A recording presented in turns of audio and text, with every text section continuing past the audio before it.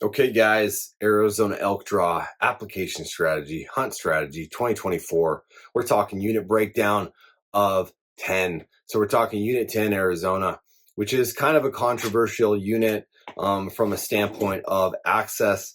Um, as of right now, Big Bow is going to remain accessible. If you don't know what I'm talking about, look at a map of Unit 10.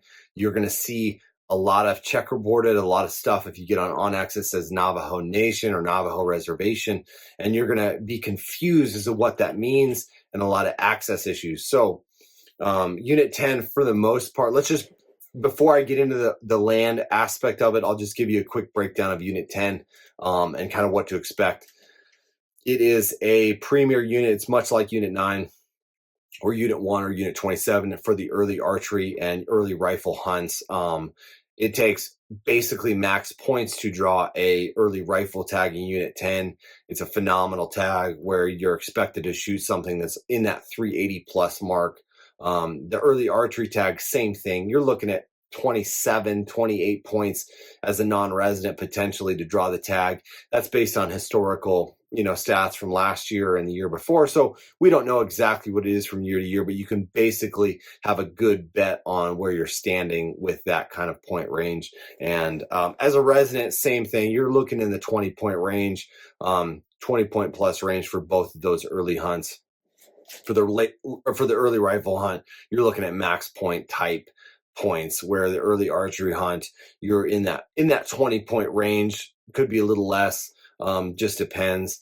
And then there's also one of my favorite hunts, which is the late muzzleloader hunt in Unit 10, which is before the late rifle hunt. They only give out 65 to 75 tags every year. It still takes 20 points as a non-resident to draw, but it's a good go-between if you are any weapon type of hunter. You want to try to hunt big bulls and you don't like a lot of hunting pressure. It is a great hunt for that. There's hardly any hunting pressure. You're hunting big bulls, and you get to hunt with a muzzler. If you want to hunt with a bow, you can. Some of the elk are still rutting, but it's not a rut-based hunt like the early rifle hunt is. But it's just a great hunt. As a resident, it's really like a 10 points type of a tag to draw. Great tag, great hunt. I highly recommend that if you're a resident or non-resident in that point range and you want to hunt big bulls and you're an any weapon type hunter. And it's not crazy difficult country to go into. It doesn't require you to be crazy physical to get into where the big bulls are, which is a huge plus in my opinion as both a hunter, guide, and outfitter. So that being said, you got to have an understanding of a muzzler. You kind of got to have that dialed in, and get hold of a muzzler that shoots pretty well, because you don't want to waste your opportunity when a bull's standing at 460 yards with some $200 muzzler that you can buy that those East Coast guys use for whitetail at 100 yards. You want to have your muzzleloader pretty dialed in, which I'm all about, and we love getting our muzzleloaders out there and shooting far. So late rifle hunt, same thing. It doesn't take a ton of points actually to draw a late rifle hunt. It takes, in that 10, as a resident and non-resident, it's in that 10 to 15 point range, which it's silly that I say it doesn't take a lot of points. What I mean by that is it's not a max point type situation. It's not a 20-point situation for that late rifle hunt. It's more difficult, more hunting pressure. So that's why I lean towards some of these muzzleloader opportunities for a guy that likes to hunt, doesn't mind hunting with a rifle or muzzleloader, and wants opportunities and less hunting pressure. 6A muzzleloader, Unit 10 muzzleloader, those are really cool opportunities for you to get in there and mix it up and take your chances before the late rifle hunts and all the pandemonium happens. So let's jump into now what I was previously talking about, which is the land issue. So there is national forest and state land, and also the Big Boquillas Ranch, which encompasses, I don't know what the exact percentage is, but it's like 60 something percent, I think, of Unit 10. It's basically a land war between the Navajo Nation and I'm not going to get into the specifics, but they do have the ability to lock gates and to keep hunters off of there. And it's been going back and forth whether it's going to be closed permanently to public land hunts and what through Arizona Game and Fish. Again, I'm not a lawyer. I don't want to get into it as far as the legality standpoint, but what you do have to understand is that you need a pass to hunt the Big Boquillas Ranch. You need a pass, and you need to purchase that pass prior to entering the Big Boquillas Ranch. And they do have limited access timeframes depending on the hunt that you draw. You can't just go in there and scout year round. You can't drive a quad or an ATV in there. You cannot shed hunt in there. So there are a lot of limits to you in there.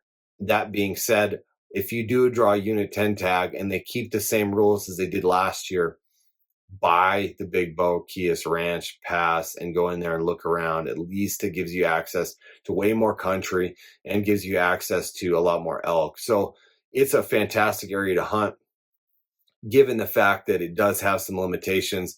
Unit 10 is a huge unit, has just immense country to stare at. If you look at some of what I'm highlighting on the map, you've got the Aubrey Cliffs to your west, and you've got a lot of stuff on the southern border, and then all kinds of little bumps and topography all throughout that you can get high and look. And then there's all kinds of little canyons that you can get to on the northern half of it, and then in between there's just seas of juniper and little crevices that really take you getting back in there and looking and doing some homework with your feet.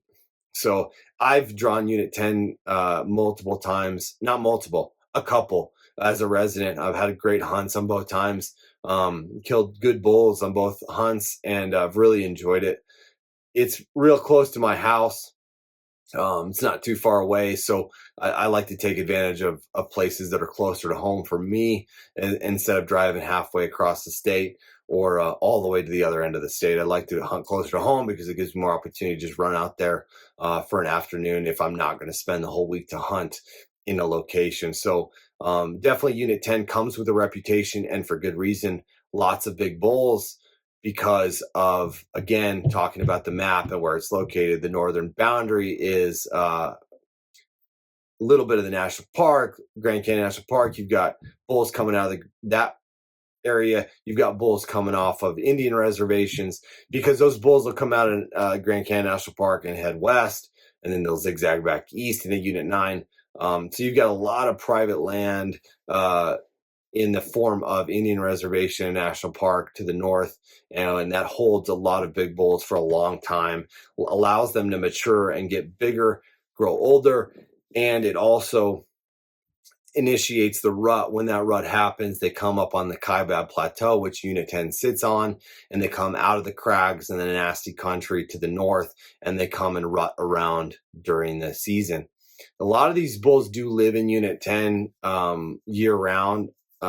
I wouldn't say a lot. I'd say probably half of the giant bulls go back into the park, but there's a lot of big bulls that live in Unit 10 year round because it's so big and so vast, and it's the Big Boquillas Ranch and the no trail cameras is really letting animals live longer, which I'm very much in favor for. I was never a huge game camera guy to begin with, and so I wasn't heartbroken when they changed that law, because I think that animals should be able to drink a little bit every now and again without 35 people knowing the exact time and stuff they got to drink or took a leak or whatever it is. So anyway, that's my little commentary on the no trail cams. I think it's great. I think it gives a handful of bulls that would have gotten shot the year before, gives them an opportunity to live another season and get bigger, and encourages me and all the other hunters to try to find those big bulls that are 6-7 years old versus the 3 or 4 year old bulls that have great trophy potential that just need another year to grow. So very much in favor of that. And those are those bulls that live in Unit 10 year round. And so, guys, if you draw that tag, definitely put your resources into it. You're not going to regret it. There's a lot of good areas to go hunt, go pre-scout, go glass. Obviously, like I mentioned, the Big Boquillas Ranch limits your access prior to your hunt, so you're going to have to pay attention to that. Get online. There's access and links on the Arizona Game and Fish website that you can really look at the laws maybe before you draw to kind of see if that's something that you want to do. But if you do draw, awesome, good luck. in your hunt. If you have any questions or comments, anything before the draw, hit me up. And hey, as always, I'm leaving my info on the description. If you have any interest in a guide service or scouting package, drop camp, outfitted hunts, anything like that, man, I can help you out and we can do something together. If not, no worries. Good luck. I wish you guys all the best and I hope you guys shoot big bulls. See you next.